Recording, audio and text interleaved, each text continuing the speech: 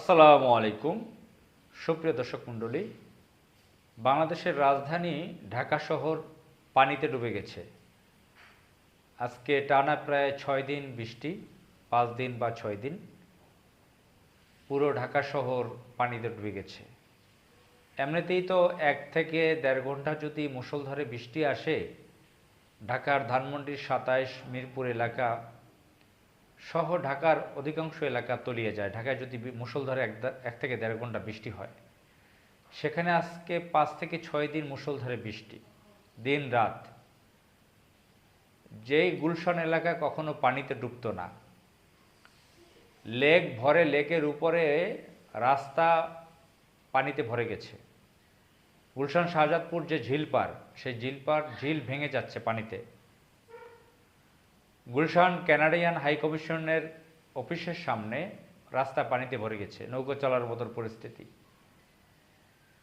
ঢাকার অধিকাংশ জায়গা এখন সমুদ্র। কৃত্রিমভাবে যে বিভিন্ন আবাসিক এলাকাগুলো গড়ে তোলা হয়েছে, সেখানে একদম সমুদ্র সৈকতের মতন, যেরকম বসুন্ধরা এলাকা। এই যে পরিস্থিতি, এসব বিষয় নিয়ে আমাদের বাংলাদেশের মানুষ খুব কম কথা বলে।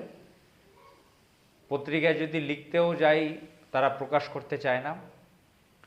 কোনো বড় ধরনের যদি কোনো দুর্ঘটনা ঘটে, তখন বড় বড় বিশেষজ্ঞ, বুয়েটের অধ্যাপক, পরিবেশবিদ, স্থাপত্যবিদ, তারা টেলিভিশন টক শোতে এসে বুদ্ধি দেয়, কয়েকদিন পরামর্শ দেয়, এরপর শেষ। আরবানাইজেশনের উপরে বিভিন্ন বিদেশি এনজিওগুলো মাঝে মাঝে বিভিন্ন অডিটোরিয়ামে সেমিনার করে, বিভিন্ন 5 তারকা হোটেলে সেমিনার করে। আমিও কয়েকটাতে ছিলাম। সেখানে সরকারি বিভিন্ন কর্মকর্তাদেরকেও দাওয়াত দেওয়া হয়। কিছু বাংলা ইংরেজি মিশ্রিত বক্তৃতা দিয়ে সেগুলো শেষ করা হয়, খাই দাই দিয়ে শেষ করা হয়, কিন্তু সমাধান আসছে না। আমাদের বাংলাদেশের প্রত্যেকটা অঙ্গ যেন করাপ্টেড, দুর্নীতিগ্রস্ত। এলজিইডি মিনিস্ট্রি, যার কাজ ড্রেনেজ ব্যবস্থা, কালভার্ট, উন্নয়নমূলক অনেক কাজের দায়িত্ব এলজিইডি মিনিস্ট্রি, তার আন্ডারেই সিটি কর্পোরেশন, স্থানীয় প্রশাসন, যে মিউনিসিপাল, পৌরসভা, যে বা কি বলে এটাকে, জেলা পরিষদ, এ ধরনের বহু কিছু, এগুলো এলজিইডির অধীনে। সিটি কর্পোরেশন, ওয়াসা, তিতাস, ডেস্কো, যাই বলেন, পাউবো, পানি উন্নয়ন প্রকল্প, প্রত্যেকটা প্রতিষ্ঠান দুর্নীতির সাথে জড়িত মহা আকারে। এই প্রতিষ্ঠানগুলোতে যারা ডিজি, জেনারেল ম্যানেজার, বড় বড় পদে চাকরি করেছেন, তাদের ঢাকায় 10টা-12টা বাড়ি তো আছেই, তাদের কানাডাতেও বাড়ি আছে। এবং আমাদের সরকারে যারা আছে, বিএনপি, আওয়ামী লীগ পর্যায়ক্রমে যারা সরকারে আসছে, ভয়ানক লুটপাট করে তারা।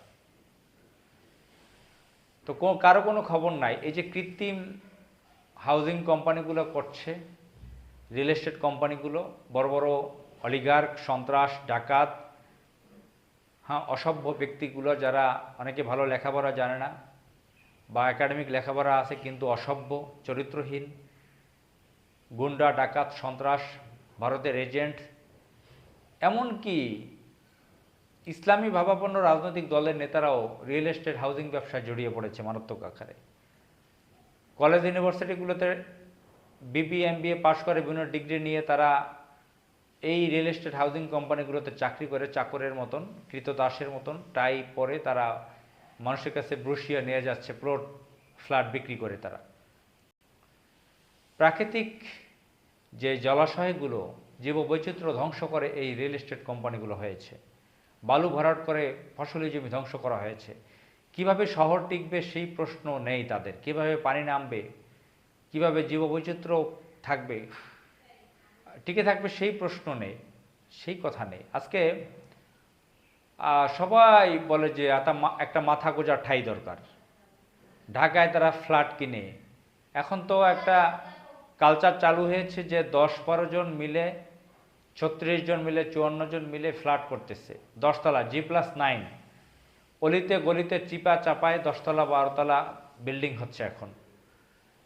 অনেকে রিয়েল এস্টেট হাউজিং কোম্পানির দ্বারস্থ না হয় এখন নিজেরা এভাবে অ্যাসোসিয়েশন সমিতি করে 8 তলা 10 তলা 11 তলা 12 তলা বিল্ডিং করতেছে।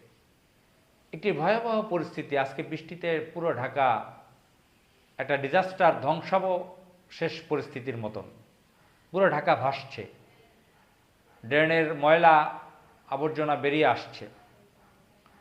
কি হবে আমাদের এই ঢাকার? এই অবস্থায় যদি চলতে থাকে, জীববৈচিত্র্য, পরিবেশ, প্রাকৃতিক পরিস্থিতির যদি যদি না তাকানো হয়, তাহলে কি পরিস্থিতি দাঁড়াতে পারে? আসসালামু আলাইকুম।